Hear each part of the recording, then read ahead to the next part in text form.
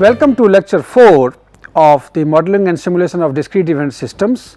In this lecture, we are going to discuss about the program organization and logic and also steps in a sound simulation study. So, what we see, we have discussed about the components of a program, and here we will see that how they are organized logically, so that you make a good program and you are able to predict the performance measures. Now, how it does? So, the simulation will begin at time 0 with the main program invoking the initialization routine, where the simulation clock is set to 0. So, what happens? You have the main program and it will start. So, once you have the start, it will go to main program. So, this is your main program.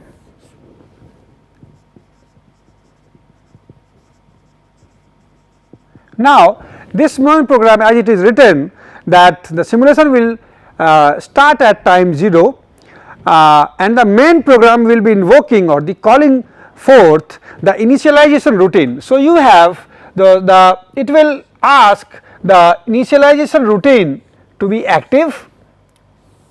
So, this is the routine known as initialization routine.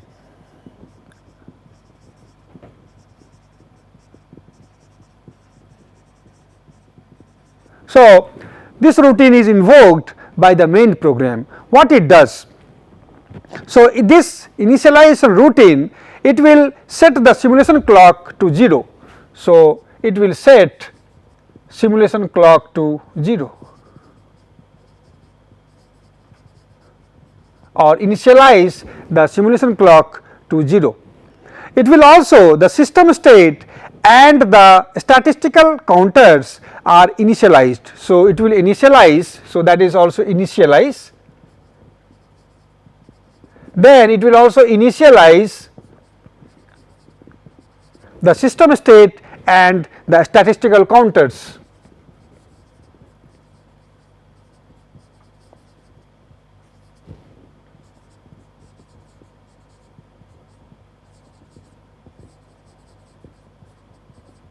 So, the main program will be invoking with this initialization subroutine, and then it will also initialize the event list. So, initialize the event list.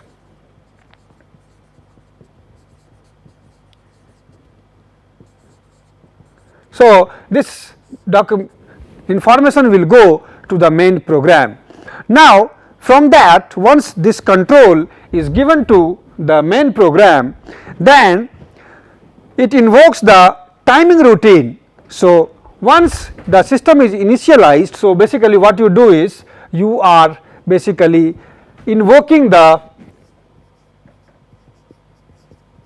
initialization routine.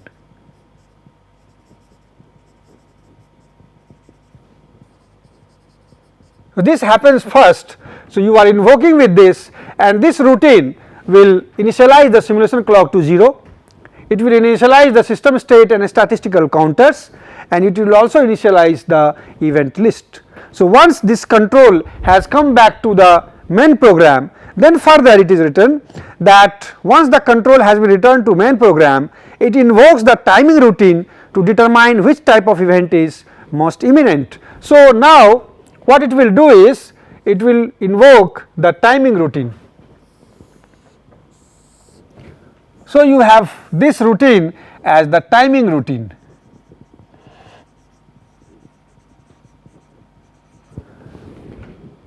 So, in the timing routine, it will determine. So, what it does is, so you have invoke the timing routine.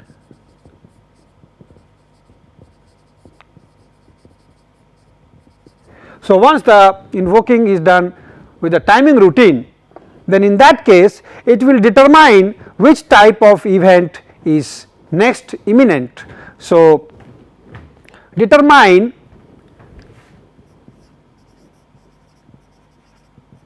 the next event type.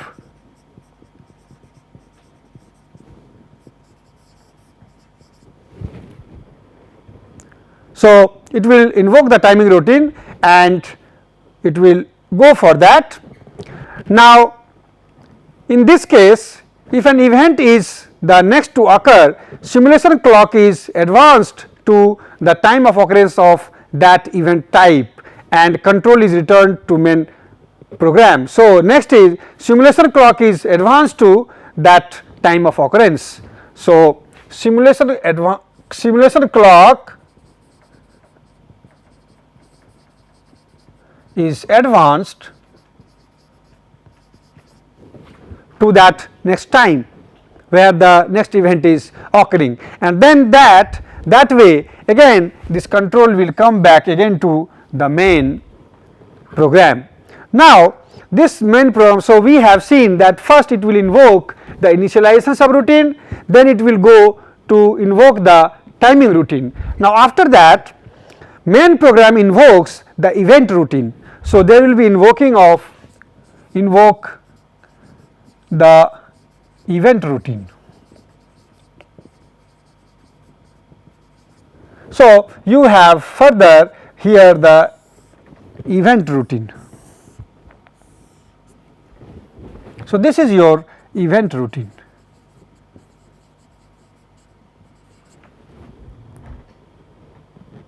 Now, in this case you are ensuring three things. One is the system state is updated. So, you have to ensure that the system state is updated. The next thing which is occurring is the statistical counters are updated.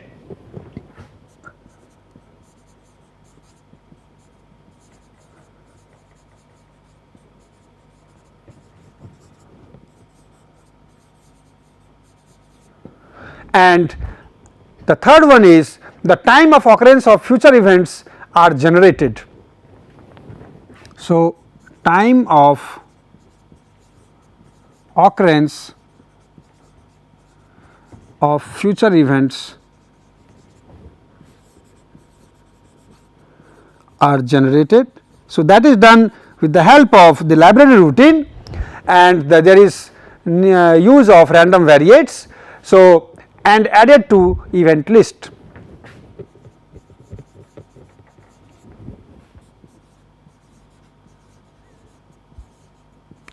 So, basically for that it is having the correspondence with the library routine. So, that library routine basically generates the random variates.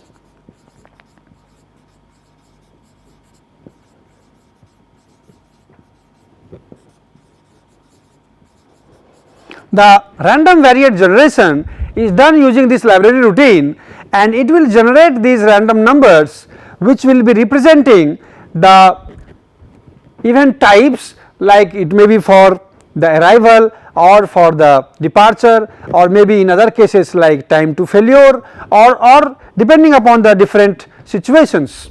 So, it will have the data from here and then it will update the system state, statistical counters, that is what we have the measures of performances, and then the time of occurrence of future events are generated here and then added to the event list.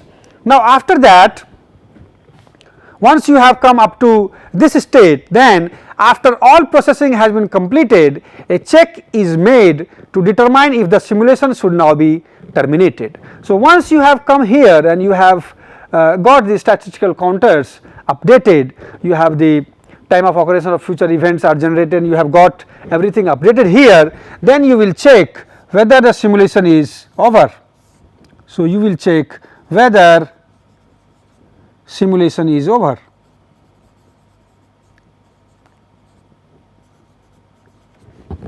So, here you will be asking again to the main program, I mean in connection with the main program, whether you should terminate here the program. If the terminating condition is satisfied, then you are going to So, if it is yes, you are going to make reports, generate the output performance measures list, you will make report, and then you will go on end. But if it is no, then the control is going back to the main program. So, if it is no, then it goes in this direction. So, as it is there, if yes, the report generator is invoked. So, this is the report generator.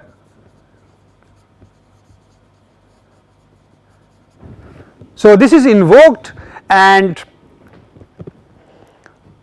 invoked from the main program to compute estimates of the desired measures of performance and produce a report. So, you will find all the estimates of the measures of performance and you will make a report, and that will be ending of the program. But then if it is not, in that case it will be going back to this place. So, if not, control is passed back to the main program, and then again the timing routine, event routine, all that comes. So, the main program and main program timing routine, main program event routine and termination check style, all that is to be followed.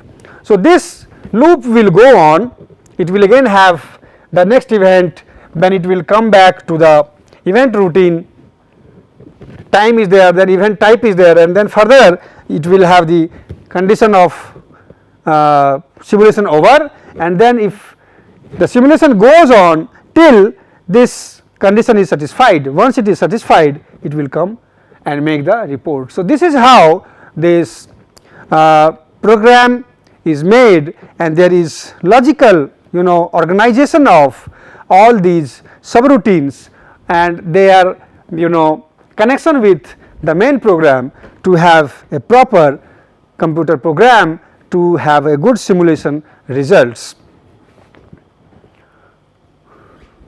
Next we will discuss is about the steps in a sound simulation study.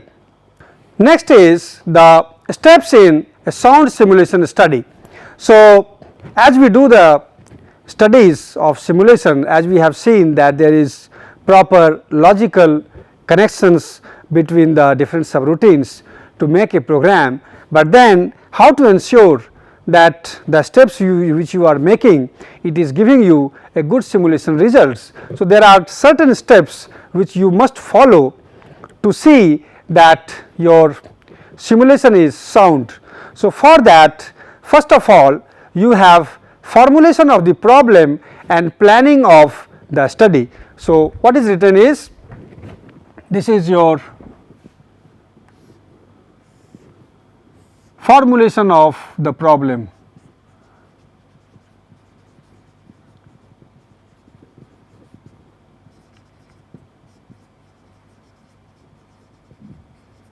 And plan the study.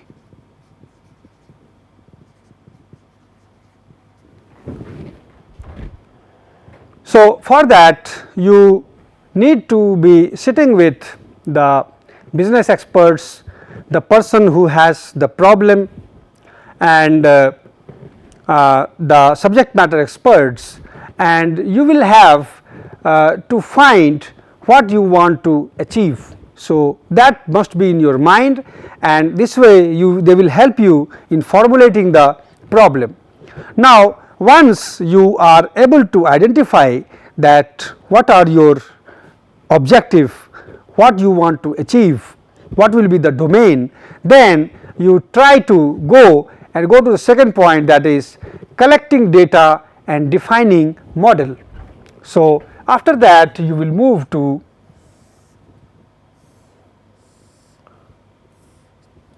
collecting data and defining model.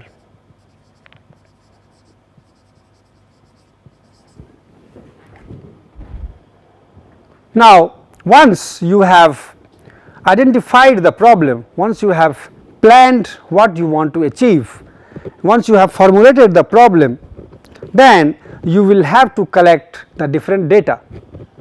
suppose you want to analyze a system like a queuing system, then in that case you will have to collect the behavior of data or the pattern of data which you are going to use as the arrival or the departure of the customers. So, for that you will have to collect the data at different times. So, if you want to model for a particular day or for a particular time in a day, then for that time you will have to find the different kind of data, when customer is coming, when he is departing, all that, or the service time, average service time of the server who is sitting there. So, all that data collection will be going on, and data collection is only possible when you have formulated the problem, you know what kind of data you need. So, once the first part is over, once you have planned what you have to study, then you are going to collect the data, and then you are defining a model. So, model means how you define a model. Now, you are defining a model by making certain assumptions, as we discussed that when we are having the mathematical tools with the requisite assumptions or approximations, then we make a model, mathematical model or so. So, similarly in this case also, in when we are simulating any real world process or any event or so activity, in that case you have to have certain assumptions, you have to have certain approximations. All these after all these approximations, you are making a model. For that, certainly you need to have expertise in certain areas. Certainly only subject matter experts can give you more input about how you have to make a good model. So, the collecting data, and once you collect the data you define a model. Now, once you make the model, then you have to check the validity of the conceptual model. So, here it is, there is a checking condition. You have made a conceptual model, this model is based on certain assumptions or approximations, and on some mathematical tools are there or certain expressions are there. So, you have to check how valid it is, how valid your conceptual model is, what you have thought of, what has been your frame of thought, based on that what kind of model you have made and how much it is valid. So, this is a checking condition.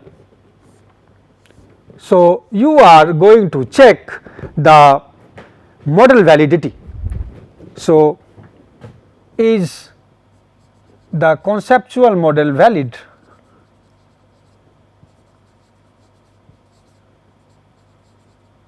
Again, for that you need to have experts who will say that depending upon the objectives of your study, whatever model you have made, whether that will give you the result you want. So, that will be checked. If it is yes, then you will move further, and if it is no, you have to go back to this place. If they say that no, this concept on which you have made the model, the data collection is not appropriate, it is not going to give you what you want, what measures of performance you are interested in, that cannot be achieved by this model formulation. So, that conceptual model, if it is no, it will go back to here, and then it will further move downwards. So, you must have to be ensure that the conceptual model is valid, and then you will go and make the making the program, basically it is wrongly written, making the program and verifying it. So, what you are doing is you are making a program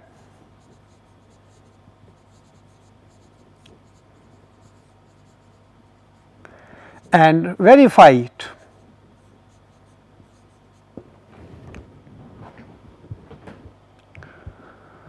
So, what it does is you are, so once you have come to this place, you are going to ensure yourself that your conceptual model is valid. So, you are going to make the program. So, program will be made with the help of many experts who are expert in making programs, and then once the program is made, then you are verifying this program whether whatever program you have made, this is okay, because there is debugging of the program, there will be round table analysis of the program, that is verification of the program, and that is made by these again the subject matter experts in the program making. So, once they say that yes, the program has been okay, the aim with which the program has to be made, that seems okay, then you are going to make the pilot runs. So, you are going to make pilot runs.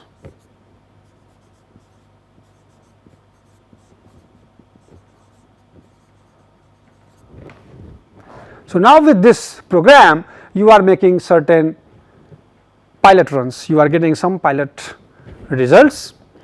Now, this result again is to be validated. So, checking the validity of the programmed model. So, again you are checking, is the program model valid. So, once you are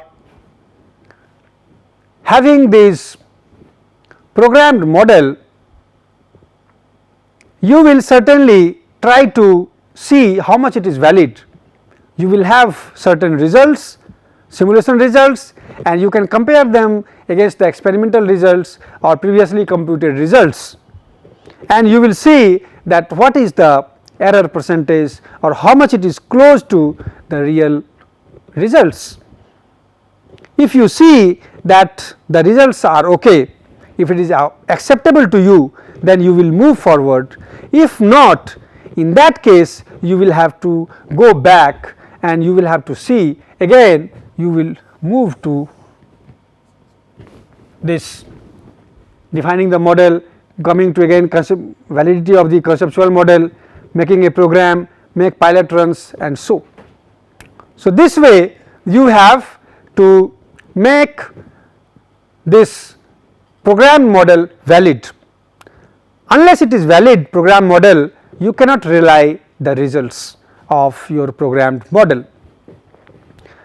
Once you ensure that your model is valid, programmed model is valid, then you go for design of experiments. So, if it is no in this way, and if it is yes, then what you do is you go further, design of experiments.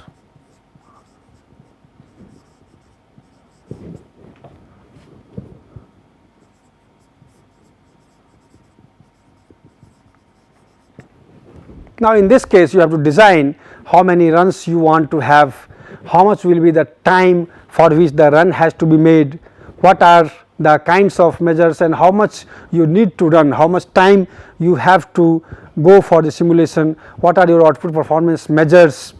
So, this way you will have to design the experiment, the runs, and that runs basically. So, after that you will make the production runs.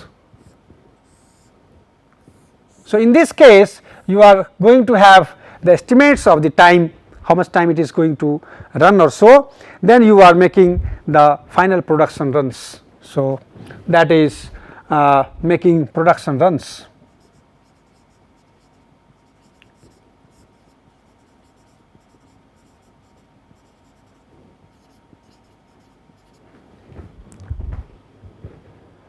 Now, once the production run is over, you are getting many data, and this data is to be analyzed. So, you are analyzing the output data.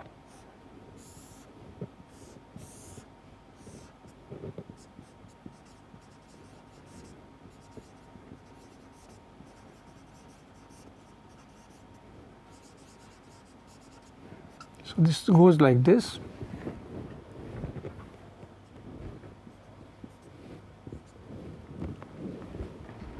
So, once the production run is completed, you have got all the results, you have to analyze the output data, what are the measures of performance, how you have got with time, what are the results you have to analyze, and you may have to conclude based on that what are the factors which are important, which are the important factors which have a say in the system, and then after that you have the documentation, presentation and use of results.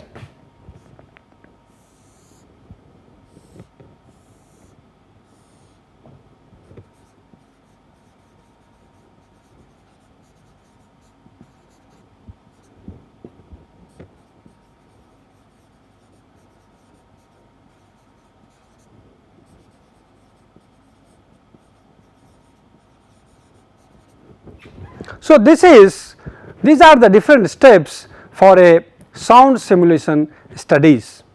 What we see here is that whenever we do the simulation studies, it is not only that you write a program and get the results, you will have to check its validity, you will have to verify the program which you have written, whether the program is written correctly or not. You will have to check the validity of the model. That can be done only by comparing it with certain results which is established. So, that is why this verification and validity both are very important in the case of these simulation studies. Then where we have discussed about all that, initial stage is very important, where you have to define the problem, and for that what you need to get, what is your final output performance measure, for that what are the parameters for which you have to calculate. These are important, and that is achieved only when you have the expert persons of that particular area. So, you need to have the data which is very much pertinent or which is useful for that particular area, and once you get that, you may have many a times the data which you get that may have some useful part, but many of its part are of no use. So, the person must be good in deciding that which part of data he is useful for him, which can give him the good results, because ultimately the data, if the data is erroneous, he cannot get a good simulation result. So, he will have to have a good group of persons who are experts in that particular area, the business heads or so, or the analysts, and then they have to make the model good conceptual model, because for that also they need expert persons. Because when you are making the model, what kind of assumptions are to be taken, which kind of assumptions are to be left, these are important, because many a times making the model, simulation model of real system is very difficult, it is very complex. So, you will have to have the assumptions, and these assumptions can better be given by those persons who have a good exposure by working in that area. So, what will be the proper assumption? So, many a times we take certain assumptions which basically undermine the importance of the problem itself. So, you will have not to take certain assumptions only with an aim to make the program more simpler. So, that may give you the results in a less time, but that may not be the real representation of what you want, or that may not give you the main result what you need. So, basically these assumptions are important, approximations are important, so that you have a proper program. Then you have a team, core team of on the round table, they will be sitting and they will be doing the debugging of this program, they will be looking at the connections of the main program with the different routines, how they are invoking the different subroutines, and in that case they have to ensure that the main program works properly, and then after that the pilot run is taken, the results are validated, and once you are ensured that yes, the program works fine, then you go for getting the final runs and get the results. So, in that case the credibility of the program is more, the simulation results which you get will be more realistic to the real outcomes, more close to the real outcomes, and you can say that you have a credible, you have a good simulation program which is sound. Thank you.